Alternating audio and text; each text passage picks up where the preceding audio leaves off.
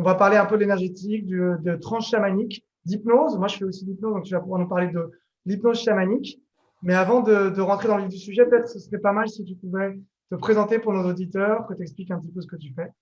Voilà. Oui, alors moi, j'ai commencé très jeune en fait par l'esthétique d'abord. Donc j'étais un peu plus dans, on va dire, dans le paraître. Je suis allée beaucoup après, très vite dans le massage en fait, tout ce qui était massage et détente justement. Ce qui m'a amené très vite en fait vers l'énergétique, effectivement. Donc aujourd'hui, j'ai complètement arrêté l'esthétique et je fais vraiment plus voilà énergétique, ce qui tout mon chemin de vie m'a amené maintenant vers l'hypnose chamanique parce que j'ai rencontré le chamanisme aussi sur mon chemin. Et en fait, je me suis rendu compte que tout était relié. Donc voilà. Alors, voilà comment j'ai commencé.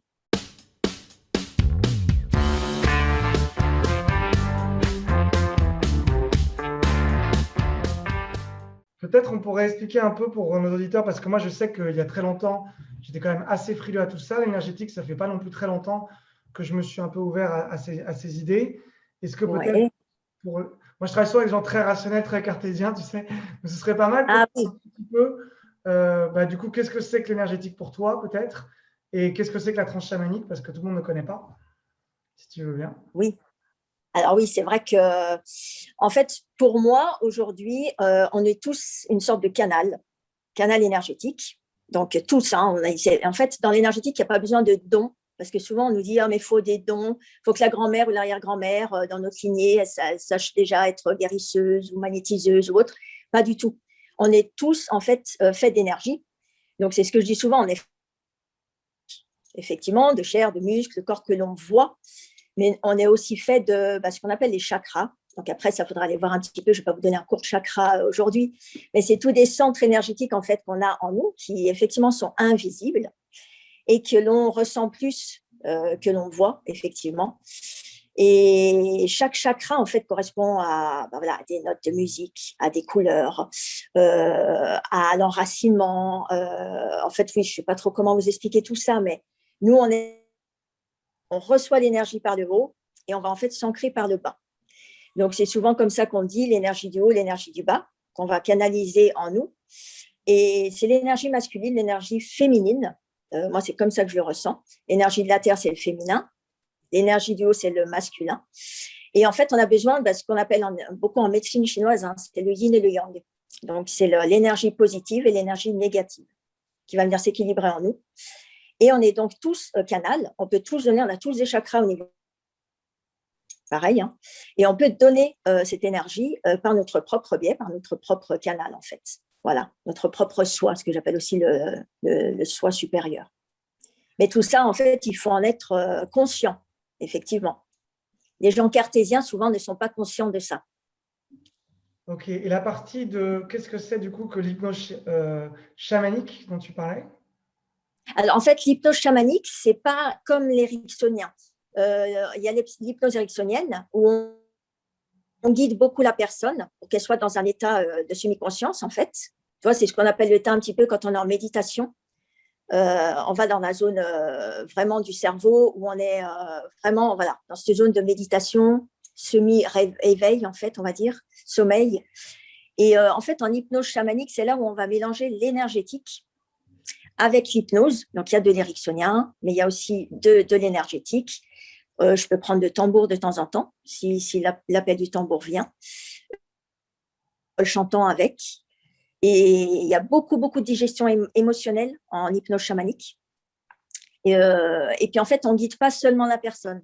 C'est-à-dire que moi, je reste toujours reliée à la personne. On discute pendant une séance d'hypnose tout le temps avec la personne. Voir où elle en est, ce qu'elle voit, ce qu'elle ressent. Et s'il y a besoin de digérer, là, il y a des techniques, tapotement sur les genoux, digestion émotionnelle, voilà. Il y a d'autres techniques dans l'hypnose chamanique. C'est vrai que moi, j'aime bien ça parce que, du coup, il y a tout dans cette hypnose. D'accord. Et du coup, qu'est-ce que ça va apporter aux gens de travailler, comme tu disais, sur l'énergétique, sur les chakras, ou même avec de l'hypnose, par rapport à ce qu'une réflexion classique sur eux-mêmes peut faire? Enfin, je pense avoir des réponses parce que moi-même, je fais de l'hypnose, mais j'aimerais avoir ton avis, justement. Ouais, alors en hypnose chamanique, c'est vrai qu'on peut travailler un peu sur tout. Par exemple, tu vois, un timide, comme toi, ta compagne est timide. Moi, la personne, elle peut venir me voir en me disant, là, je suis trop timide. je me sens, voilà, j'ose pas aller vers les gens, j'ai pas confiance en moi. Comment je peux changer ça? Donc, à ce moment-là, là, il y a du changement de comportement à faire en hypnose et on va voir d'où ça vient. Si c'est depuis que la personne est toute petite, qu'est-ce qui a fait que la personne est aussi timide que ça et n'a pas du tout confiance en elle et pourquoi, du coup, elle n'arrive pas à avancer dans sa vie, tu vois? Donc, voilà, on part un petit peu en régression et puis, en fait, il faut aller chercher la racine de la cause, quoi. Le pourquoi, vraiment. Et est-ce que tu as déjà accompagné des gens, par exemple, qui avaient du mal à faire des rencontres, que ce soit hommes comme femmes, qui avaient du mal à trouver des partenaires? Alors, pas à ce niveau-là, mais plus au niveau de la confiance en soi. D'accord. Beaucoup qui viennent, qui me disent oui, j'ai pas confiance en moi. Et effectivement, souvent un peu timide, réservé, qui n'ose pas aller vers les gens, mais pas que au niveau, voilà, que ça peut être sur tous les niveaux. Hein. Et oui, ça, j'en ai déjà eu. Voilà. Et en fait, là, c'est tout un changement de comportement à aller voir parce que là, souvent, les personnes, moi, je suis une ancienne timide. Hein. Petite, j'étais hyper timide, hyper réservée. Tu vois, j'étais dans le coin de la classe et je voulais que personne me voie. Et j'ai fait tout un cheminement, justement, pour moi. Il faut d'abord beaucoup travailler sur soi pour pouvoir aider les autres. Et j'ai fait tout ce cheminement. Et aujourd'hui, oui, c'est sûr que je suis beaucoup mieux. Et du coup, toi, comment tu as cheminé par rapport à ça? Est-ce que tu veux bien nous raconter ton histoire? Ouais, alors moi, j'ai cheminé beaucoup avec d'autres thérapeutes. Hein. J'ai commencé beaucoup par en énergétique. Parce que quand j'ai connu l'énergétique, je faisais beaucoup de soins énergétiques. Ensuite, en fait, mon cheminement m'a amené petit à petit vers l'hypnose. En fait, c'est l'hypnose qui m'a vachement aidée, en fait. Et t'as aidé à quoi l'hypnose? Donc, parce que là, j'ai travaillé. En fait, ça m'a vraiment aidé à aller pourquoi, voilà. Tu vois, le pourquoi. Il y a beaucoup de compréhension dans l'hypnose, je trouve. Enfin, moi, en tout cas, c'est ce que ça m'a apporté. Des compréhensions, la prise de conscience et beaucoup de digestion émotionnelle aussi. Oui, parce que souvent, la prise de conscience, il y a beaucoup de gens qui vont te répondre, oui, il suffit que je fasse de l'introspection ou de la psychanalyse et j'ai pas besoin de… Mais là, tu parles de digestion émotionnelle, c'est peut-être ça la différence alors? Ouais, parce que les deux sont importants. C'est ça, moi, que j'aime dans l'hypnose chamanique, c'est qu'on fait tout. On fait autant de la prise de conscience. En fait, c'est un peu la roue de médecine. Hein. Moi, j'ai appris en chamanisme. C'est-à-dire le nord, sud, est, ouest, on a les 4 directions dans cette roue-là. C'est la roue de la vie, en fait, ce qu'ils appellent les chamans. Et en fait, dans cette roue, on retrouve tout. Moi, elle m'apporte beaucoup parce que je travaille beaucoup avec, pour moi, en fait, et dans mon travail aussi professionnel. Mais du coup, tu retrouves le nord, c'est l'air, c'est beaucoup le mental. Donc, c'est là où tu prends la compréhension mentale. Le sud, c'est l'eau, c'est tout ce qui est émotionnel, digestion émotionnelle. Et après, tu as le feu. Le feu, c'est le spirituel qui est à l'ouest. Et là, voilà, tout ce qui est énergie, justement. Et à l'est, tu as la terre. Donc, la terre, c'est justement l'ancrage à la terre, être vraiment relié à la terre. Et puis, dans le fer, en fait, parce qu'on est aussi humain. Donc, voilà, il faut en fait aller dans ces 4 directions. Tu vois, je ne sais pas si tu me comprends bien. Tout à fait. En fait, moi, je travaille avec les archétypes de Carl Gustav Jung et on utilise aussi beaucoup de représentations comme ça symboliques. Notamment, moi, je travaillais avec les archétypes qui vont être le guerrier, le magicien, l'amoureux ou le roi. C'est quatre archétypes que j'utilise pour les hommes.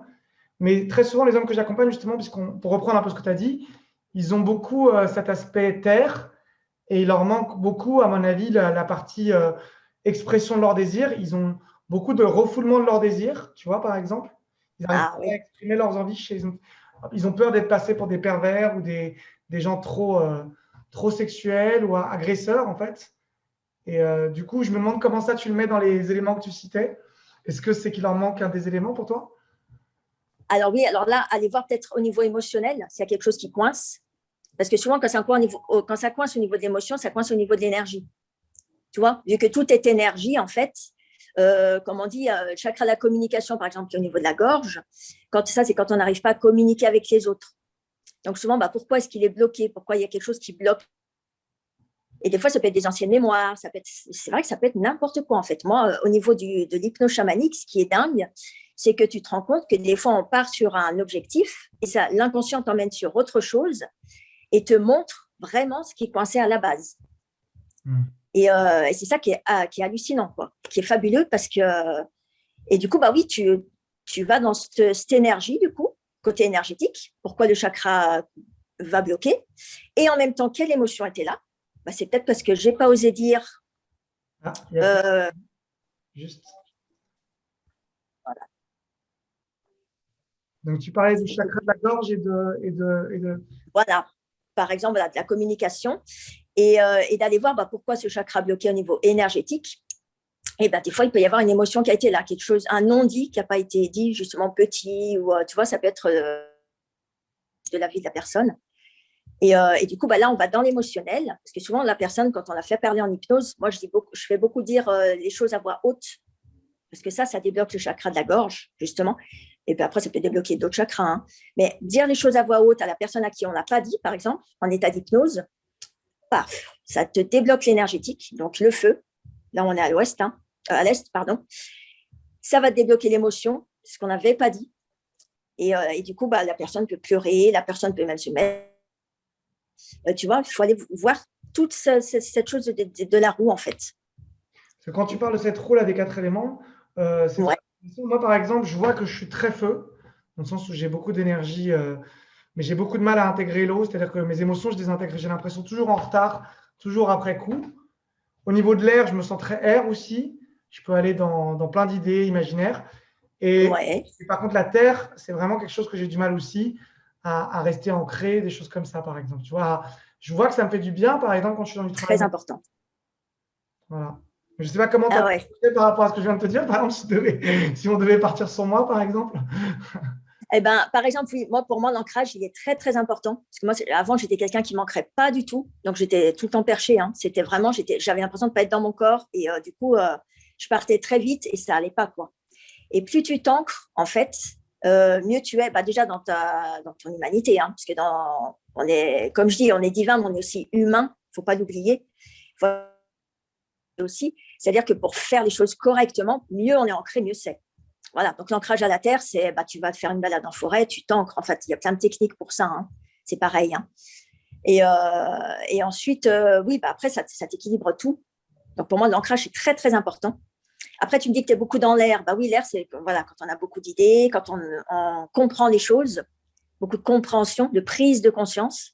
Et ça aussi, pour son cheminement, c'est important. Parce que bah, pourquoi j'étais timide petite voilà. Parce que peut-être que j'ai entendu ça quand j'étais petite, peut-être qu'on m'a dit ça.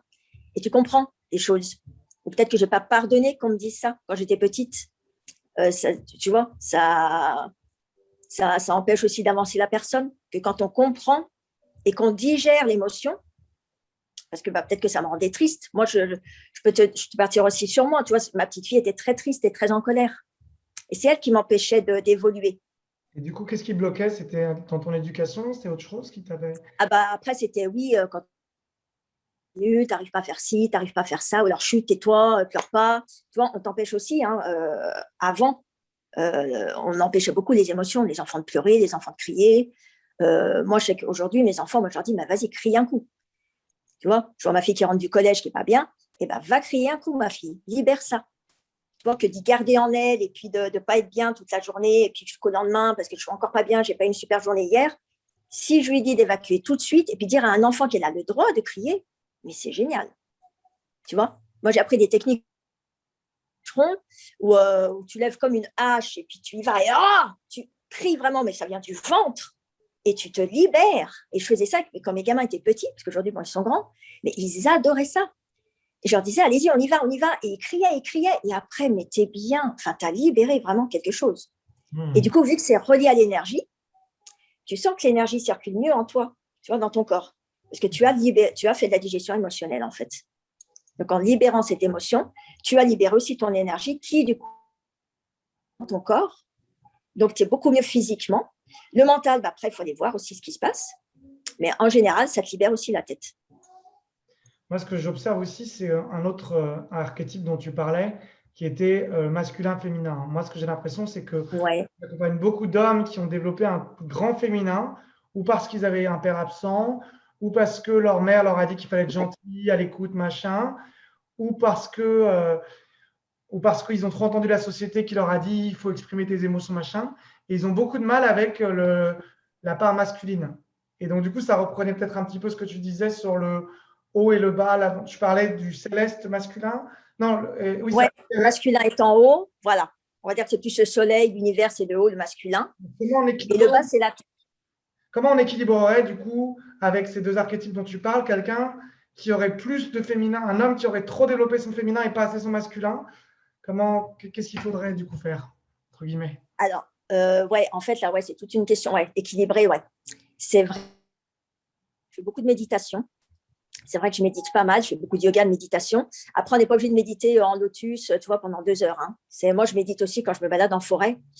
Et c'est juste accepter sa partie féminine déjà et masculine. Parce que déjà, il y a beaucoup de gens souvent qui ne comprennent pas qu'on est les deux. Et souvent les hommes, hein, mais non, moi je suis un homme, nanana. Non, tu as aussi une partie féminine, c'est la partie créatrice. C'est-à-dire, cette partie féminine, il faudra comprendre de je suis créateur de ma vie.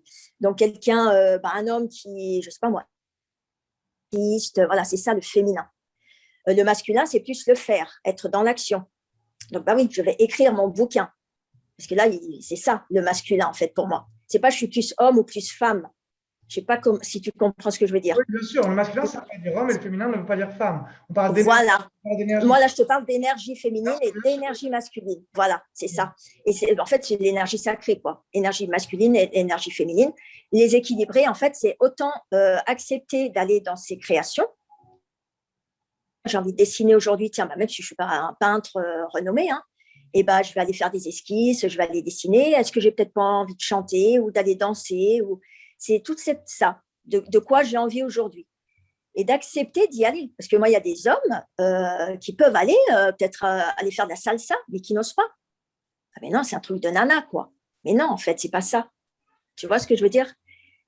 Et ils se refusent à aller faire des choses qu'ils aimeraient faire, ces hommes-là, alors que, mais si, vas-y. Ça, va apprendre à chanter. Toi, va dans une chorale, apprendre. C'est ça, sa partie féminine. C'est aller dans sa créativité. Voilà, tout en restant, oui, un homme dans le masculin. Dans le masculin, c'est tout simplement le faire, quoi. Je me mets en action pour aller dans le faire. Ils ont beaucoup de mal avec le faire et je pense qu'une des raisons, c'est parce qu'ils sont beaucoup dans l'observation de la femme et dans j'attends le bon moment qui ne vient jamais, bien sûr, parce qu'il n'y a jamais de moment parfait. Et donc, du coup, ils sont toujours dans... Et aussi la peur, comme je te disais tout à l'heure. Ouais, j'allais te dire, il y a des peurs là derrière. Beaucoup sur le désir. Hein. Il y a un refoulement chez les gens que j'accompagne du désir, où il y a beaucoup cette idée que s'ils expriment leur désir, ça va être des agresseurs, ça va être des violeurs, des lourdingues, des machins. Tu vois ce que je veux dire? Donc, c'est des gens qui vont être très passifs, trop passifs, au point que les femmes vont même limite au bout d'un moment abandonner parce que le mec ne fait rien. Quoi. Et oui, parce que là, ils ne sont pas du tout masculines où c'est bon, j'y vais. Et s'ils n'osent pas y aller, c'est qu'effectivement, il y a une peur. Et là, il faut aller voir la peur. En fait, souvent, moi, je dis, allez affronter la peur. C'est quoi? Alors, des fois, ils la voient en tant que forme. Moi, je fais beaucoup en hypnose. Hein. Je demande comment tu ressens ta peur déjà, où est-ce que tu peux la ressentir dans ton corps. Donc, des fois, oui, ça bloque à la gorge, ça bloque au cœur, ça peut être au plexus. OK, on va aller voir. Elle peut avoir une forme, elle peut avoir une couleur, cette peur. Donc, je les emmène à aller l'affronter, en fait, et aller lui parler, en fait, à cette peur. Aller l'accepter déjà, parce qu'il y a beaucoup qui n'acceptent pas d'avoir peur.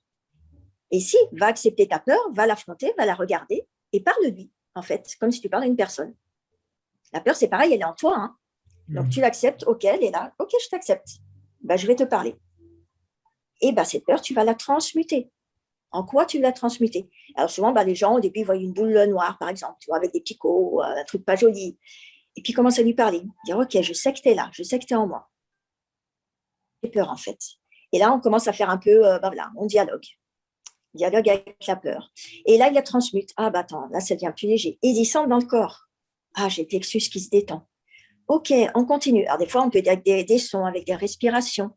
Il y a plein de techniques qui aident, mais juste aller accepter qu'on ait peur. Parce que tout le monde a des peurs. Et ça, des fois, les hommes, ils n'osent pas aller peut-être dire, ouais, moi aussi, j'ai peur, quoi. Tu vois? On a une éducation en tant qu'homme, même si ça change, où les émotions comme la tristesse, la peur dont tu parles, c'est des émotions qu'on va se dire qu'on va être faible si on les exprime. C'est ça. Ouais. Moi, c'est beaucoup les hommes. D'ailleurs, j'ai beaucoup moins d'hommes que de femmes en séance. Ça commence à changer. Ça, c'est sympa. Parce que les hommes, ils commencent à faire du travail sur eux, vraiment. Et je vois souvent un homme en hypnose ou quoi, il ne va pas oser aller pleurer. Je lui dis, mais vas-y, là, on y va. C'est pas parce que tu es un homme qu'il ne faut pas pleurer.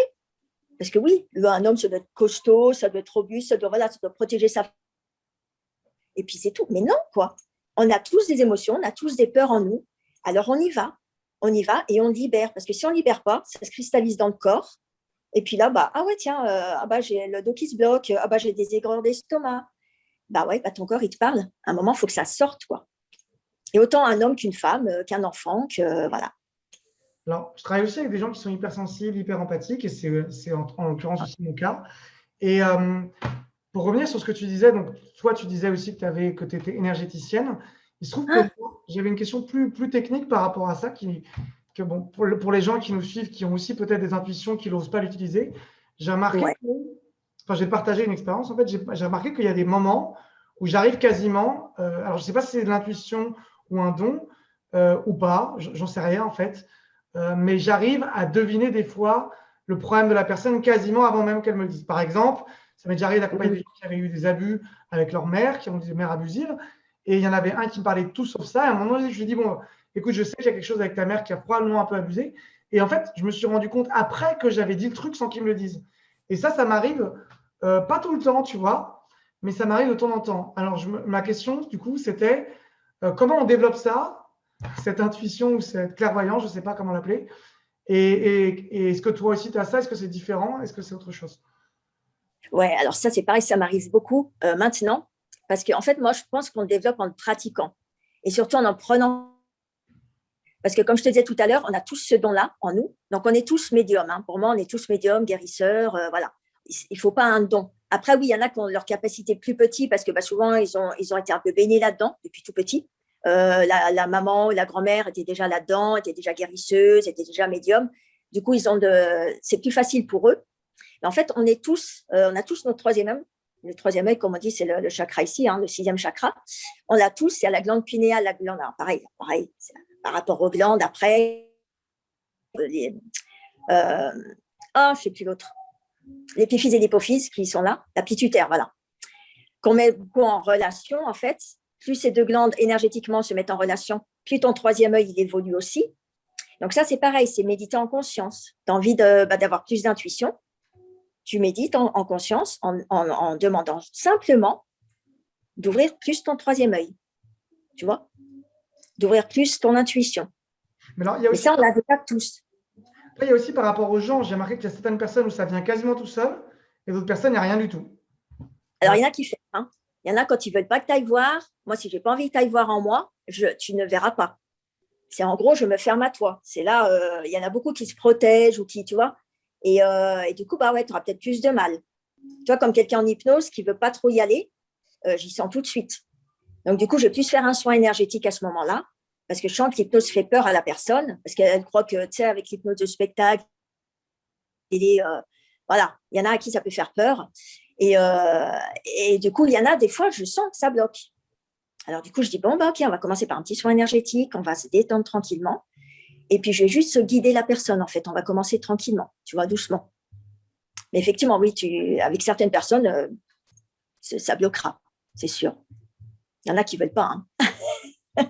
Et ça se passe tout dans l'inconscient. Des fois, même si ça bloque, j'arrive à capter quand même, mais après, ce n'est pas toujours facile. Est-ce qu'on doit le dire? Est-ce que toi, quand on a une intuition par rapport à une personne, on devrait le dire?